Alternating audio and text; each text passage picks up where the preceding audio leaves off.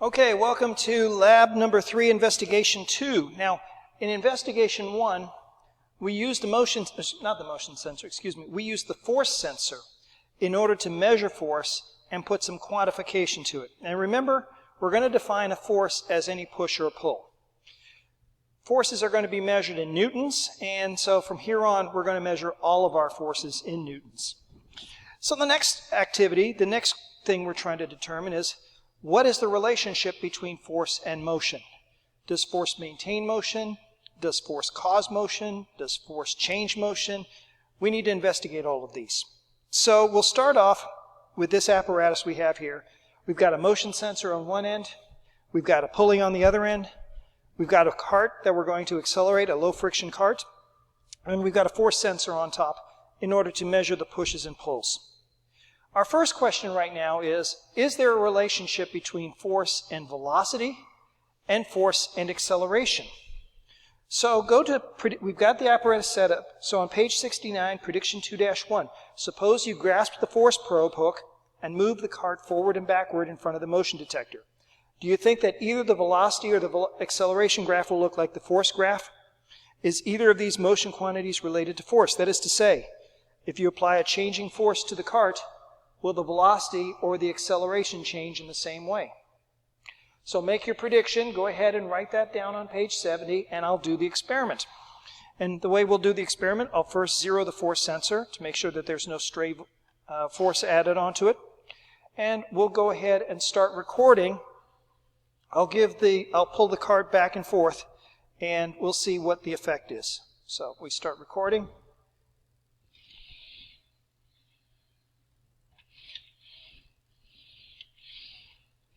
All right, that's good enough information right there. Let me go ahead and change the scales. Now let's take a look. Look at those graphs right there. Okay, there's number 4. Try to sketch pretty much an outline, but as you can see, something very important here.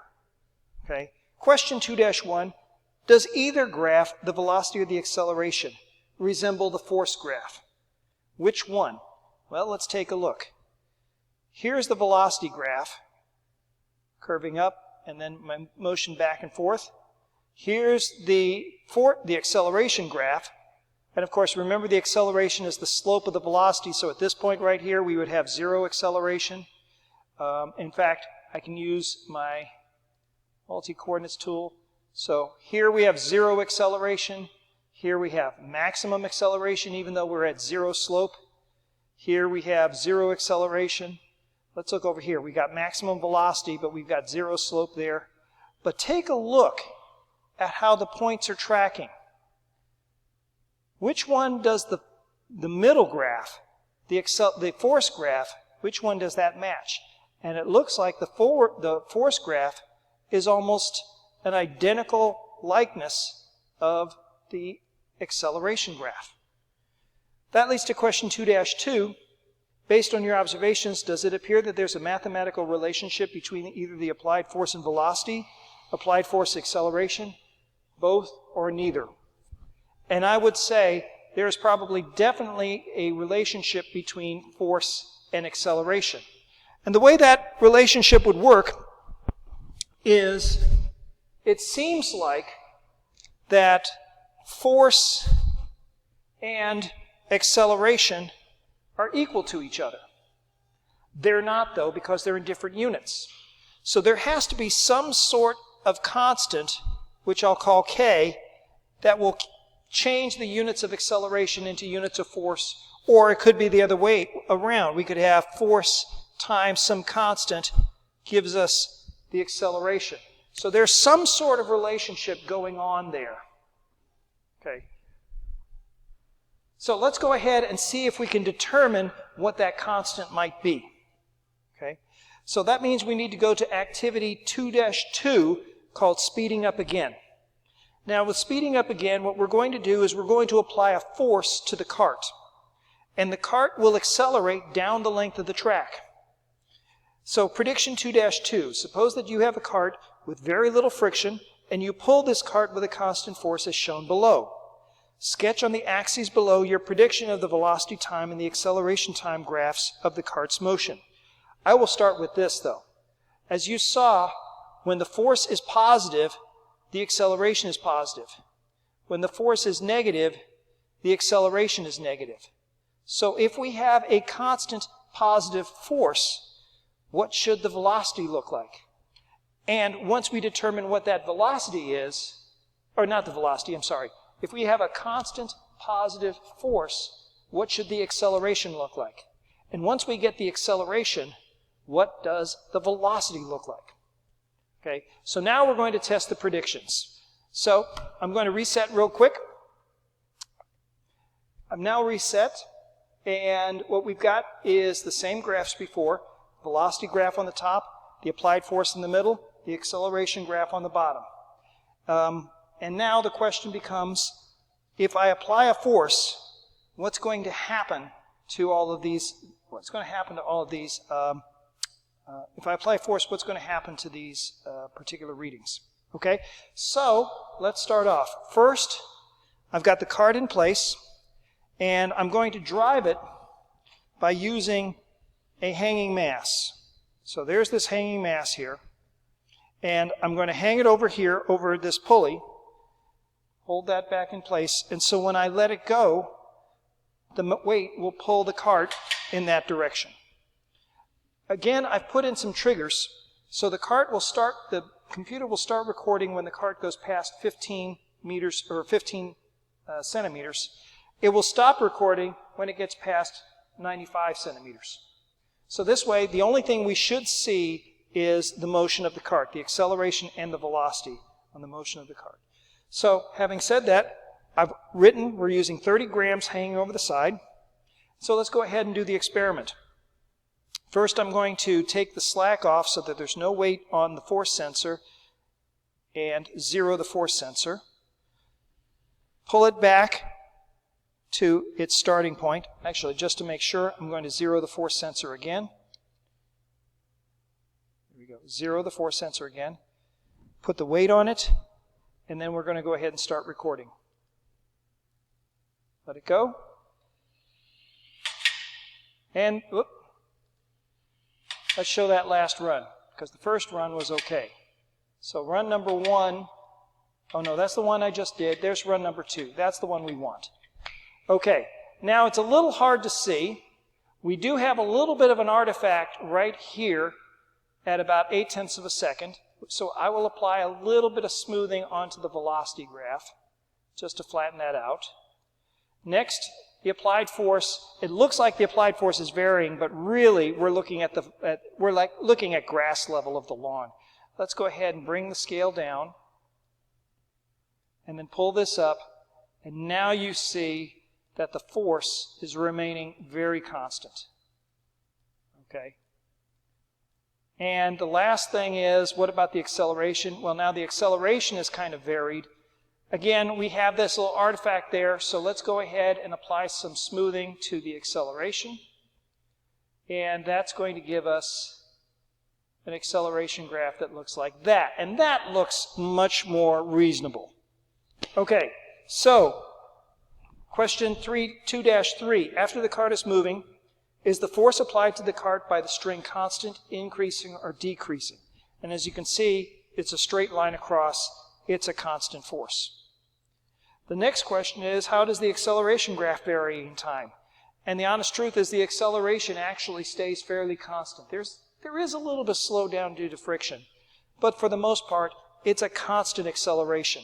And the proof of that is answered in question 2-5. How does the velocity graph vary in time? Does this agree with your prediction? So we can run through this. We have a constant positive force, which means we're going to get a constant positive acceleration. A constant positive acceleration means that the velocity graph will be sloping upward. Since it's moving away from the motion detector, its positive velocity increasing. Okay, now what I'm going to do here is I'm going to get some numbers down. Here's the first thing we need to figure out. What is that force? I have it listed here, a weight of 30 grams, or the mass of 30 grams. We can use the average function, and we see that the average force is 0.28 newtons. So I'm going to write that down, 0.28 newtons. And for the acceleration, there's two ways of doing it. One is using the average of the accelerations to get 0.25 meters per second squared. The other way is using the slope of the velocity graph, and that gives us, big surprise, 0.25 meters per second squared. So I will write that down, 25 meters per second squared. We're going to end up making a table here, so I'm just going to keep those on a whiteboard, and eventually I'm going to put them into the computer. Okay, next, let's take a look at activity 2-3, acceleration from different forces. In the previous activity, you examined the motion of a cart with a constant force. So we now know that if we apply a constant force, we get a constant acceleration. What happens if we change the force? Okay. So here's what we're going to do. Prediction 2-3 on page 74. Suppose you pulled the cart with a force about twice as large as before. What would happen to the acceleration of the cart? Please explain. Now we're going to test it. As I said before, I've got 30 grams hanging from there, so I'm going to go ahead and add another 30 grams. So here's 30 grams of weight, or of masses, that I'm going to add to this. Oops, don't want to catch it.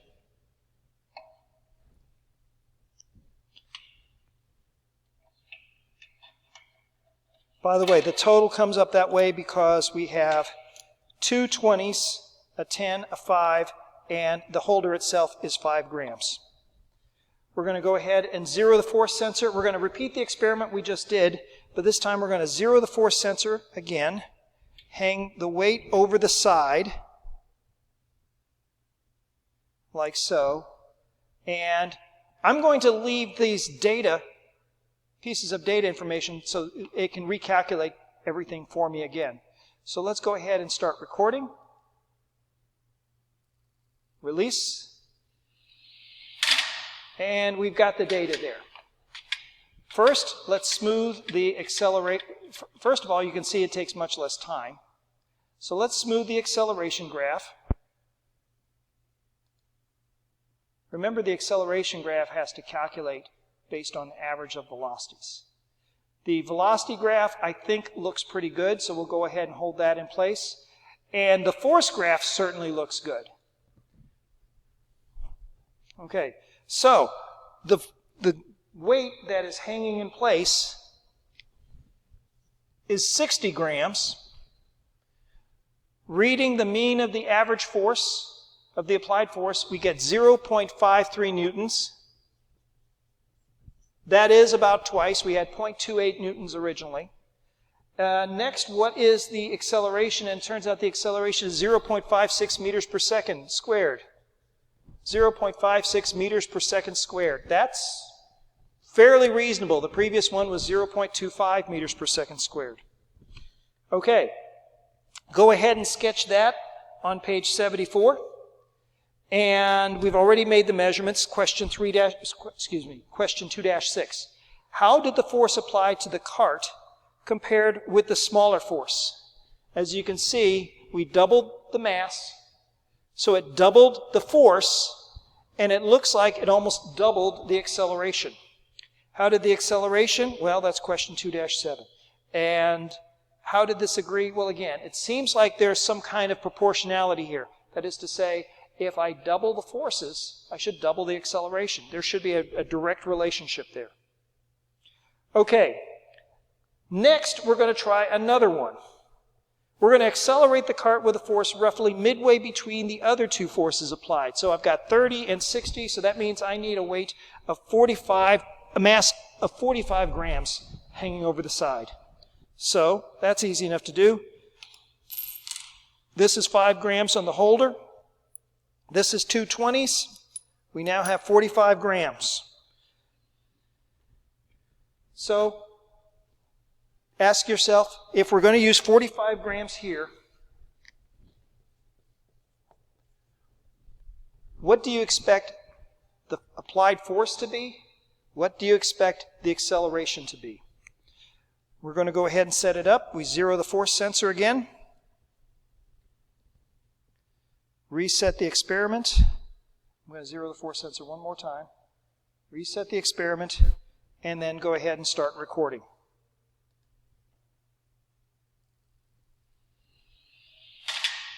Okay. Looks like we got pretty decent agreement here. We see that the applied force is 0.40 newtons. So this was around 0.3, this was around 0.5, this is halfway between, so 0.40. The acceleration turned out to be 0.41 meters per second squared.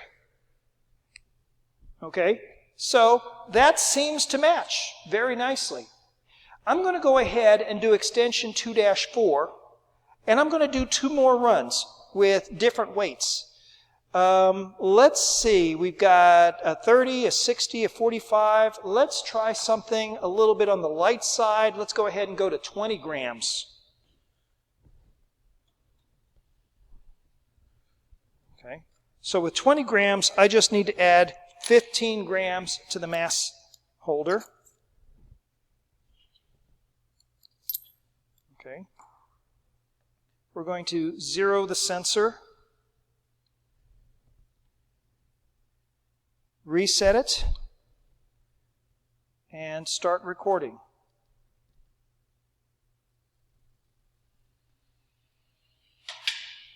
And we have, looks like a pretty good agreement between the slope of the velocity graph and the average of the acceleration graphs.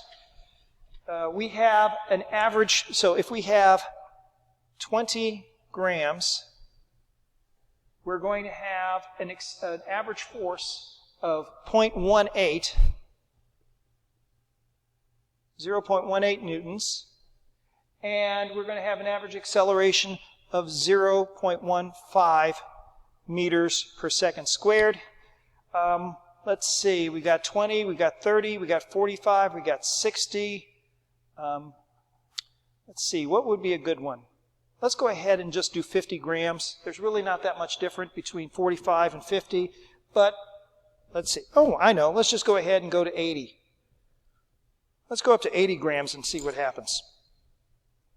Okay. So that means we need a 5 gram to make this 10 on the mass holder.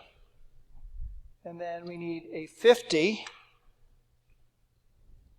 So that makes it 60 grams on the mass holder, and another 20, and that will give us 80 grams on the mass holder. And so our final experiment, we're going to have 80 grams on the mass holder, zero the motion sensor,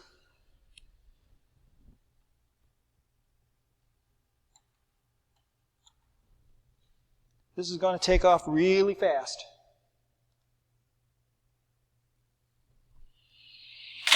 There it is. Nice solid whack. But we see some pretty good agreements. First of all, we see that the acceleration on the linear graph, on the velocity, and the acceleration on the acceleration graph match each other fairly well. And so let's go ahead and jot those down. The applied force turned out to be 0.70. Let's see, 60 was 0.53 newtons. 80 is 0.70 newtons, not too bad. And then our acceleration turned out to be 0.70 meters per second, 0.74 meters per second squared. Excellent. Now comes the fun part. We get to do a little bit of analysis. We get to go to activity 2-5. For activity 2-5, we're going to do some data analysis. I've set up a graph here so we can see if there is a relationship between the acceleration, which we're going to plot on the y-axis, and the pull by the weight that we're going to put on the x-axis. As an aside, the reason why I don't put force in there is because there's already a data set in this experiment file called force, and that's the pulls that we keep having on each run. So what we need to do now is we need to enter our data. What are the accelerations and what are the pulls? So let's go in order So which one was the weakest pull?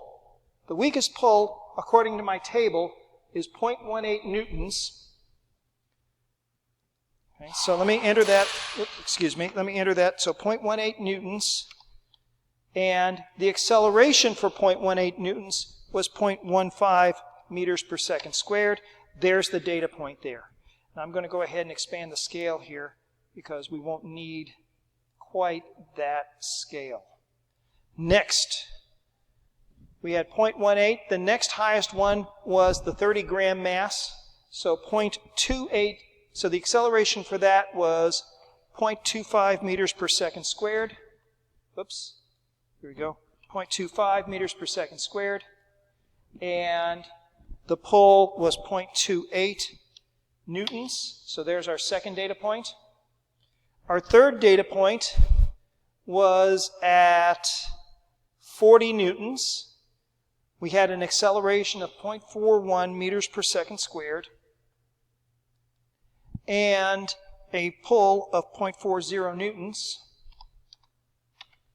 Our fourth data point was at 57.57 newtons. So 0.56 was the acceleration and 0.53 was the force. And our last data point, which was the big one, was at 80 grams. We had 0.74 on the acceleration, and we had 0.70 on the applied force. And look at that.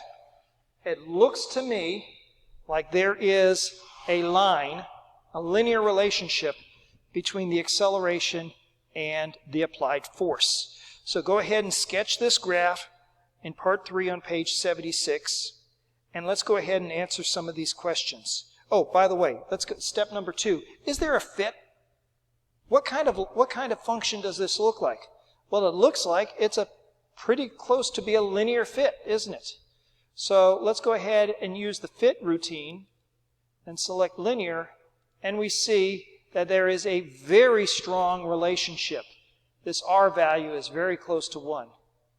So we see that we have a slope of 1.15 meters per second squared divided by newtons, which is actually kind of the number that I was expecting, and I'll explain why in the next lab, in the Come Forward lab. So there's definitely a linear relationship. When we double the force, we doubled the acceleration.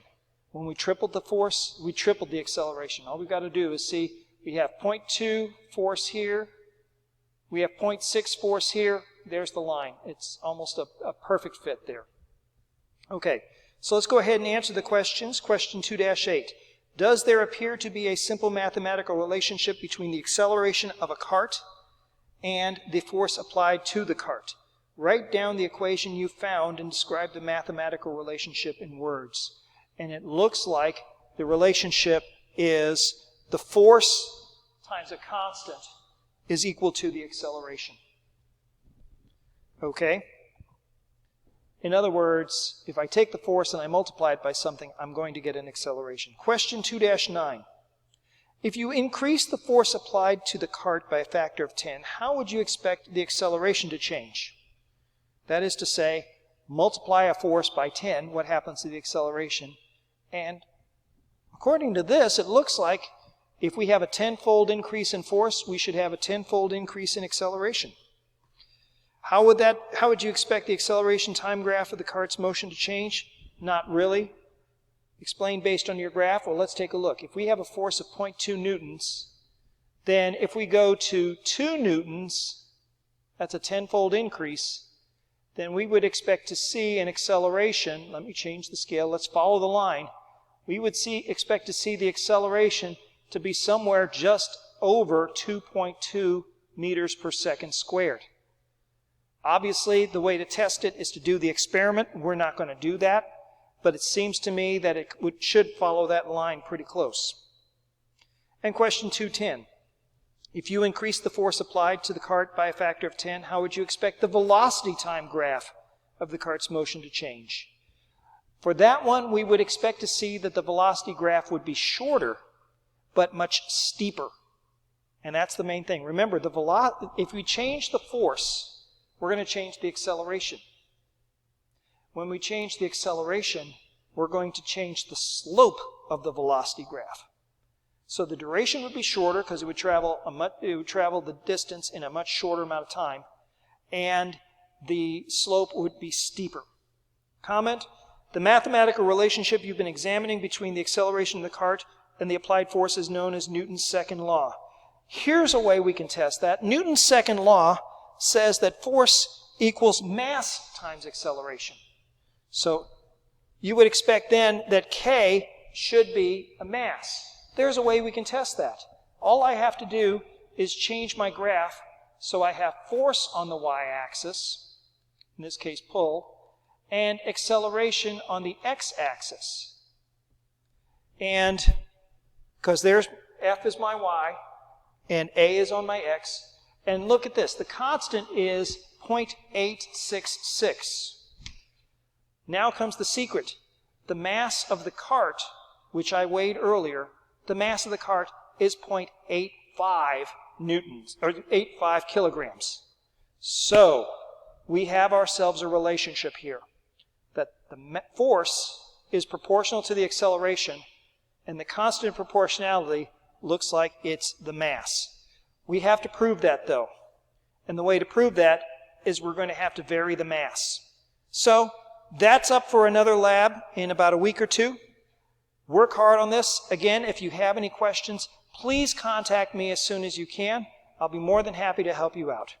Thank you very much.